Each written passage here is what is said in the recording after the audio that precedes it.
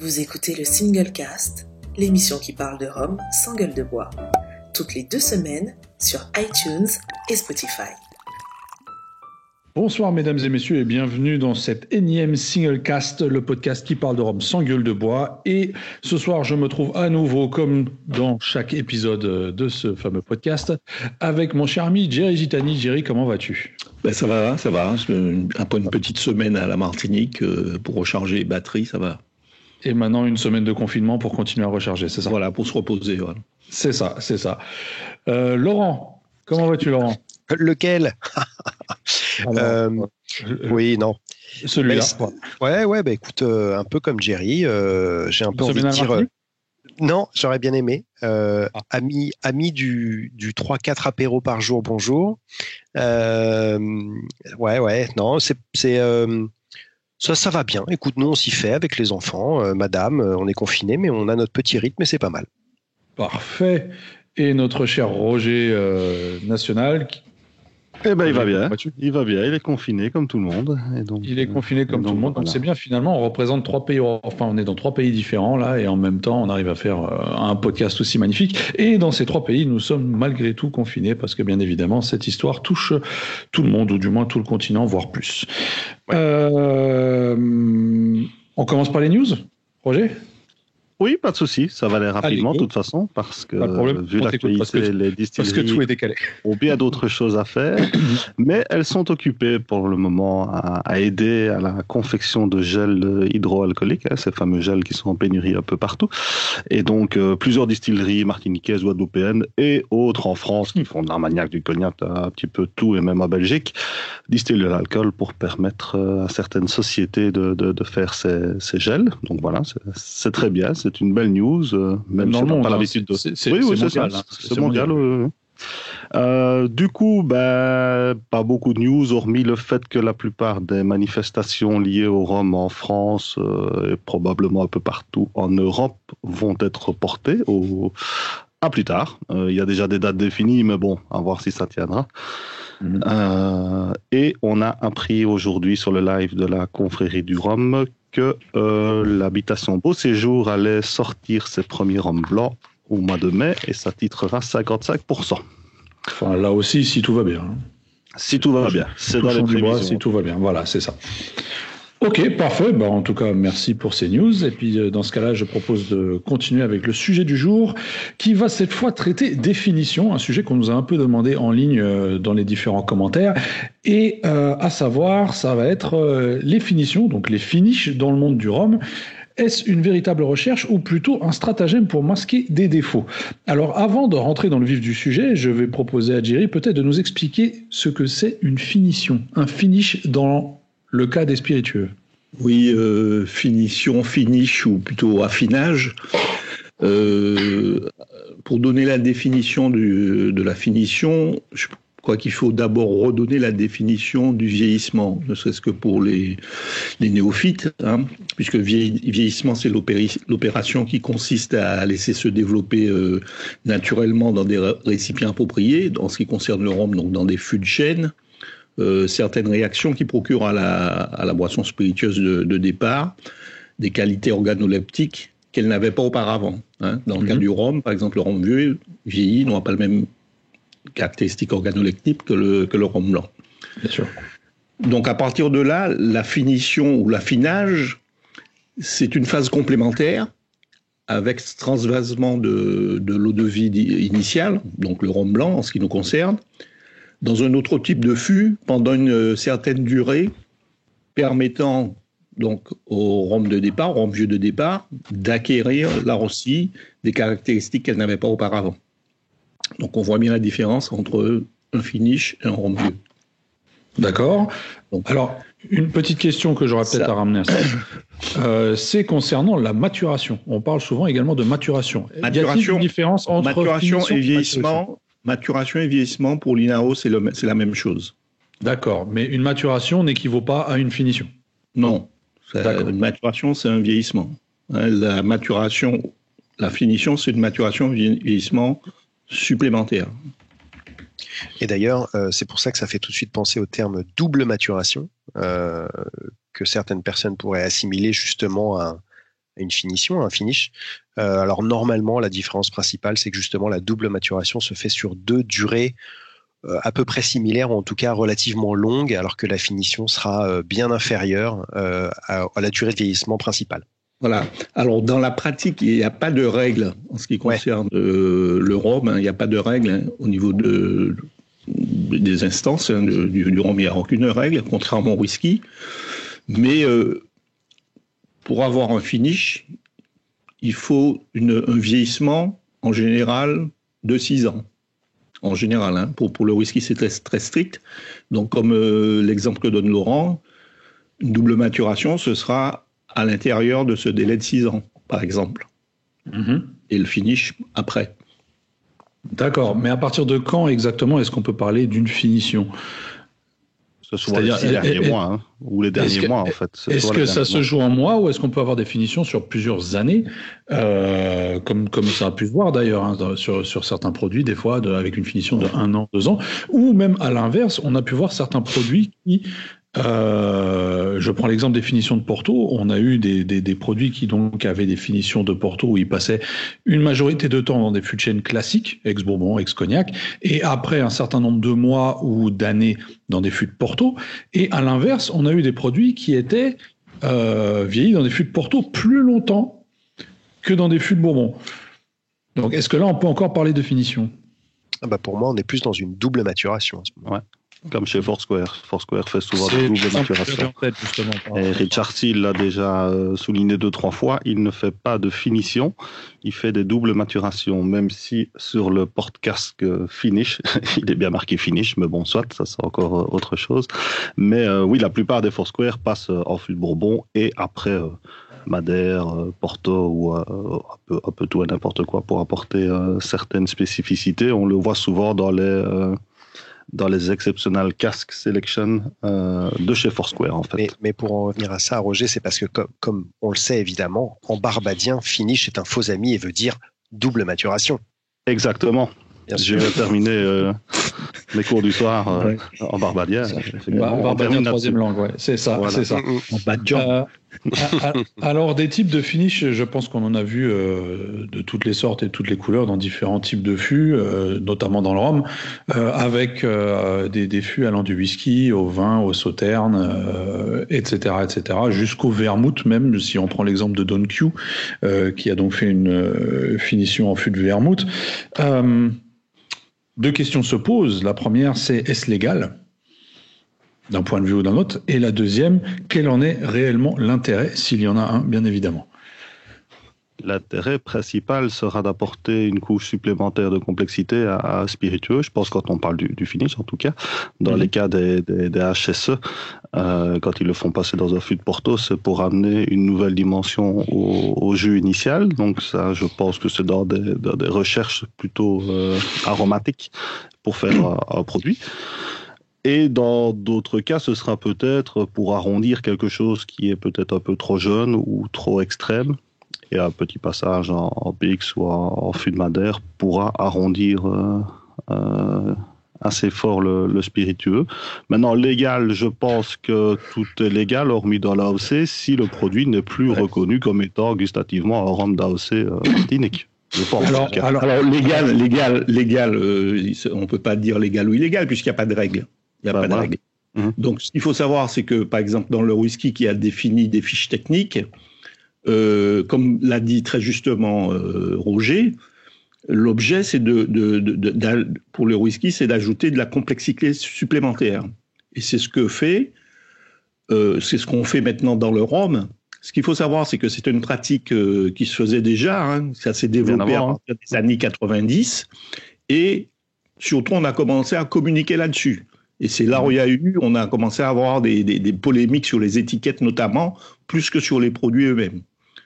Avec des définitions qui ne convenaient pas justement aux IG ou aux AOC, mais pas seulement du rhum.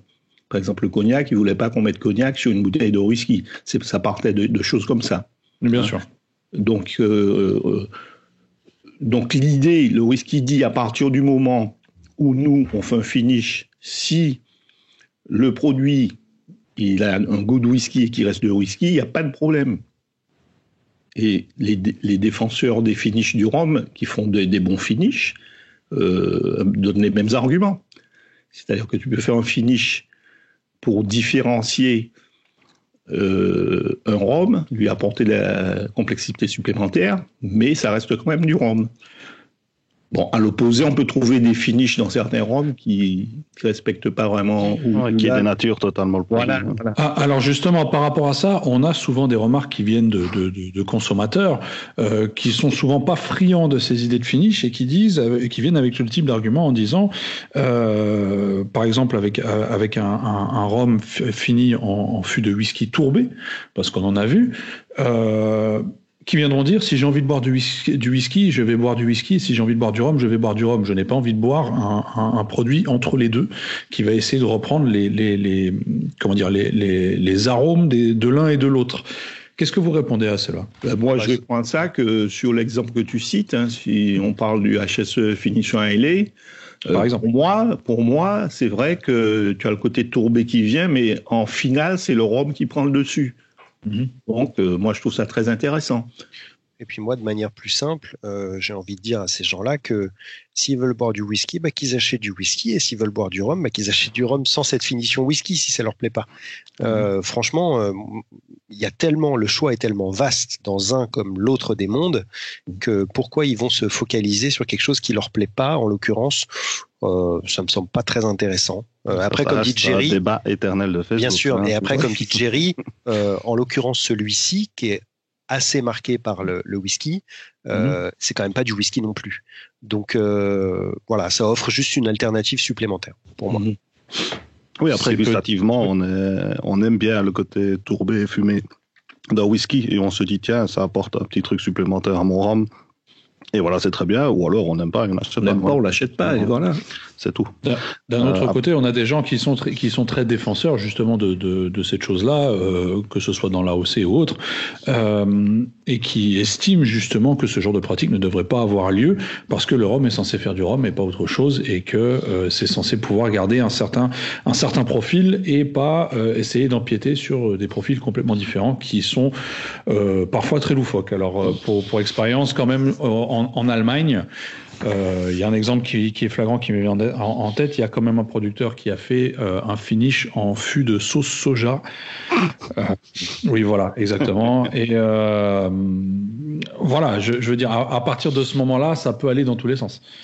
Oui, mais à partir du moment où c'est clairement indiqué sur l'étiquette que c'est fini en fût de sauce soja, il n'y a aucun souci pour moi. On ne l'achète pas, parce que personne ne va acheter un truc pareil. Mais par contre, si ce n'est pas dit, là, c'est plus embêtant. Voilà, c'est plus un problème d'étiquetage, un problème juridique, qu'un problème de pratique, en fait. Parce que les défenseurs, certains défenseurs qui disent « ouais, on fait du rhum, on ne fait pas du rhum », le rhum... de ces mêmes personnes-là, ils vieillissent en fût d'ex-Bourbon, donc pourquoi ils ne le font pas en fût neuf? Oui, c'est déjà un finish quelque part. Voilà. Le Bourbon, il apporte. Mais justement, dans ce cas-là, est-ce que le vieillissement classique dans des fûts de seconde main pourrait être considéré comme finish, puisque ce ne sont pas des fûts neufs? Quelque part, oui. Comme finish, non. Dans le comme sens finish, non, ça va dénaturer. Voilà. C'est la majeure partie du vieillissement. Donc, ce ne sera pas le finish, ce sera la maturation, le vieillissement principal.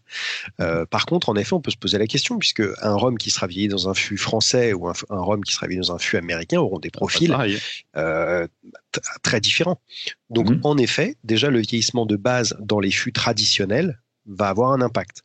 Donc, traditionnel, qu'est-ce que tu veux dire par traditionnel? Traditionnel, c'est donc soit cognac, soit bourbon. Voilà, donc ayant contenu d'autres produits comme du cognac ou du bourbon auparavant. Voilà, ouais, c'est ça. Oui, parce qu'on a décrété qu'historiquement c'était cognac et bourbon, mais si tout le monde avait commencé avec Porto, voilà quoi. Oui, non, bien sûr, c'était juste pour préciser pour les auditeurs, pour vraiment être dans le détail. Pour revenir sur ce que je disais tout à l'heure, à savoir quand tu prenais l'exemple du HSE vieilli en fût de Islay, par exemple, en disant que certaines personnes disaient non, ça dénature vraiment trop le produit, et moi je disais tu l'achètes pas. Moi je dois dire que par exemple je l'ai pas aimé celui-là. Je l'ai pas aimé parce qu'en effet je retrouverais pas ce que j'aime normalement dans un rhum AOC. Donc voilà, je l'ai pas acheté, mais ça me semble pas aberrant que certaines personnes l'apprécient. Alors après voilà, on reste quand même sur un produit que moi je trouve qualitatif. On parle pas d'un rhum finition sauce soja, c'est sûr. Oui, et si on n'est pas dans l'optique de cacher un éventuel défaut. Souvent, on peut retrouver certains rhums très jeunes ou même avec un âge relativement avancé, souvent vieillissement continental d'ailleurs, avec leur bouteilleur qui va terminer le vieillissement dans un fût de PX, de Madère ou d'autres choses, histoire de vraiment casser certains angles qui seraient peut-être un peu trop aigus, ou certains défauts trop marqués, genre un côté trop caoutchouteux, on va les taper dans un gros fût de PX, ça va apporter, ou de Cherry, ça va apporter pas mal d'autres choses et ça va masquer un petit peu. Donc, je dis pas que c'est tout le temps les cas, mais non. Et puis ça va même arriver de temps en temps. Ça, et puis il se peut même que dans ce fût de PX, il y a encore un tout petit peu de PX, qui est encore autre chose. Alors j'allais qui sont restés 6 mois dans un fût de Madère et qui est déjà bien avancé niveau couleur. J'allais y venir parce que Roger, comme tu dis, ça peut servir en effet à bien arrondir des angles, on va dire, si c'est sur un fût qui a contenu un alcool doux. Un alcool sucré, une liqueur, que sais-je. Et en effet, comme dit Jerry, il peut arriver que certains fûts soient très très imbibés, pour dire le moins, au moment où le rhum est transféré. Alors en effet, c'est-à-dire que là, ça devient presque un mélange, et presque plus qu'une finition. C'est-à-dire que s'il reste encore du liquide dedans, ça devient cocktail, quoi. C'est ça, à quel moment on est encore sur du rhum, à quel moment on bascule dans autre chose. D'ailleurs, c'est là que certains parlent de rhum aromatisé, plus que de finish. Et... surtout quand ça va être un alcool avant qui était bien sucré, quoi. Clairement, ça va amener du sucre. Je me rappelle, il y avait une je sais plus si c'était, je crois que c'était lors d'un Rhum Fest, où il y avait eu une masterclass par Guillaume Ferroni, qui avait fait une petite expérience justement pour voir le sucre résiduel que pouvait détenir un fût qui était encore bien humide de son alcool d'avant. Et impressionnant, je pense. C'était assez impressionnant. Alors il est arrivé sur des chiffres, je sais plus, alors j'ai peur de dire une bêtise maintenant, ça remonte à quelques années, puis s'il écoute ça, il pourra me détromper, mais je me demande s'il n'était pas arrivé jusqu'à 30-40 grammes de sucre. C'était quelque chose d'énorme. Ce qui est énorme, c'est-à-dire qu'à partir de ce moment-là, on peut produire un produit qui sera pour le coup sucré, même sans y avoir rajouté du sucre. C'est-à-dire que celui qui rachète ce type de fût au producteur donc qu'il a eu précédemment et qui finalement l'use sans rajouter de sucre, est-ce que lui, dans ce cas, pourrait mettre sur son étiquette sans ajout, puisque effectivement, techniquement, il n'a rien rajouté. Il le mettra en tout cas. Il le mettra très probablement. Ça, c'est sûr, il y en a qui le mettront, effectivement. C'est ça. Mais le produit sera quand même fortement édulcoré. Oui, de toute façon, quand on goûte certains rhums, j'ai goûté un Hamden Doc, qui est un rhum blanc, à la base, qu'ils ont laissé quelques mois dans un fût de PX. Le truc est méconnaissable, quoi. Je veux dire, c'était très haut en degré, on parlait de 70-80, je pense. C'était très doux en bouche. Donc, effectivement, là, dans ce cas-là, le fût était clairement pas vide. Enfin, pour moi, pas vide. C'était pas moitié-moitié, mais le cocktail était quand même très saucé pour quelque chose de si jeune. Du coup, là, je comprends vraiment pas du tout l'intérêt. Soit tu fais un blanc extrême et tu le vends comme ça, soit tu le laisses vieillir un peu plus de temps. Mais là, ça fait vraiment, allez, boum, en 6 semaines, on lâche un truc. Bon, après, gustativement, il y a des gens qui ont apprécié, ça, je ne critique pas ça. Moi, personnellement, je n'ai pas aimé, mais voilà, c'est une question de goût. Après, sur l'intérêt, je me dis quand même que c'est un peu des trucs à la va-vite, quoi. Ça fait un peu, c'est un peu ennuyeux parce que le problème est toujours de où placer la limite, quoi. Mais ça, on peut facilement arriver sur des trucs un peu trafiqués. Clairement, si on a ne serait-ce que, c'est compliqué à dire, mais ne serait-ce que 5%, on va dire, du fût final qui était l'alcool qui était contenu dans le fût précédemment, si c'était quelque chose de très très sucré, c'est comme si tu mettais du sirop dans ta boisson. Enfin, alors, ce qu'il faut savoir, c'est que parfois, pour des raisons de transport, quand c'est sur des longues distances, et que je prends l'exemple quand on importe des fûts dans la Caraïbe, certains maîtres de chai demandent à ce qu'il reste un peu de liquide dans le fût, justement pour éviter que celui-ci ne se dessèche. Ouais. Après, la question est, est-ce que ce liquide, une fois arrivé, même si ce ne sont que quelques litres, ceux-ci seront déversés ou pas? Et il faudra quand même partir du principe que le bois sera quand même drôlement imbibé au moment de l'arrivée. quand on va commencer à le remplir. Donc effectivement, ça pourrait porter préjudice. Mais moi, j'avais soulevé cette question avec, je me rappelle plus de son prénom, mais le fils de Richard Seale. Merci. Lors d'une masterclass chez un autre Christian, chez Christian Montaguer, il y a quelques temps de ça, il y a longtemps. Et j'avais parlé, c'était après un Rumfest, je crois. Et on avait parlé des fûts et justement de ces fûts qui étaient transportés dans les Caraïbes, etc. Et il me disait qu'il comprenait pas forcément parce que pour lui, si je me rappelle bien, un fût comme ça qui avait voyagé avec encore un petit peu d'alcool, il faut qu'il soit nettoyé à l'arrivée. Ouais. S'il n'est pas nettoyé, il y aura des éléments, ça aura pourri un peu, ça aura moisi, je sais pas exactement, mais d'après lui, il fallait nettoyer.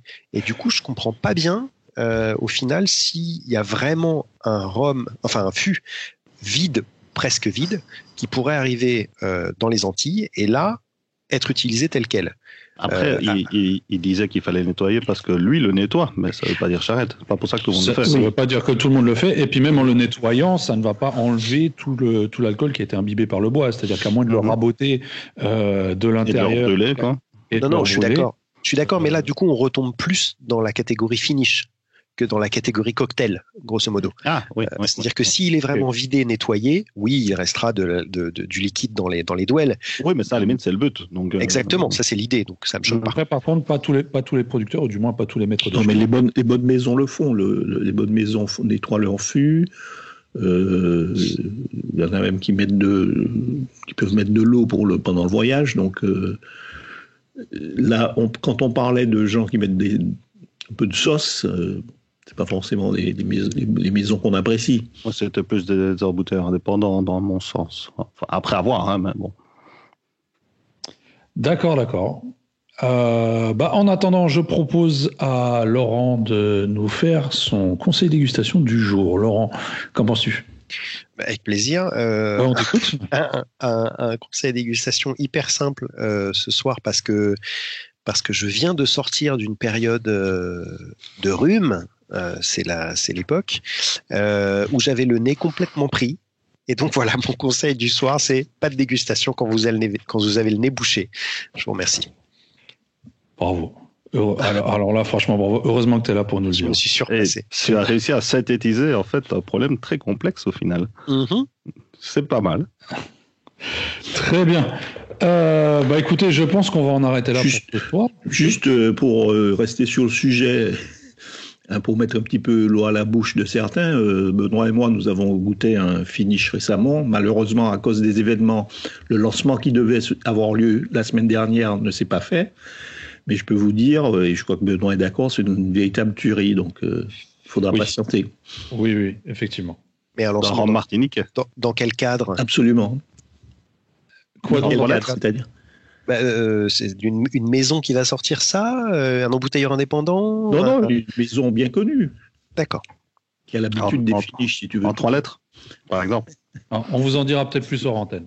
Bon, en tout cas, pour clôturer cet épisode des Finish, messieurs, moi je vous remercie en vous souhaitant une bonne soirée. Et vous, chers auditeurs, si vous avez aimé cet épisode, n'hésitez pas à mettre un petit pouce bleu et lâcher quelques commentaires. Et si vous avez d'autres questions ou des remarques à faire sur ce sujet, n'hésitez pas de le faire également sur les différents réseaux sociaux sur lesquels vous pouvez nous suivre, Instagram, Facebook, etc. Et sinon, vous avez la possibilité d'écouter cet épisode et tous les épisodes précédents sur Spotify, iTunes et YouTube. Voilà, messieurs, je vous remercie. Je vous souhaite une bonne fin de soirée. Bonne soirée tout le monde. Également. Et puis, je vous dis à dans 2 semaines. Prenez soin de vous. Bye bye. Prenez soin de vous. Restez chez vous. Vous venez d'écouter le Single Cast, l'émission qui parle de rhum sans gueule de bois. Toutes les 2 semaines sur iTunes et Spotify.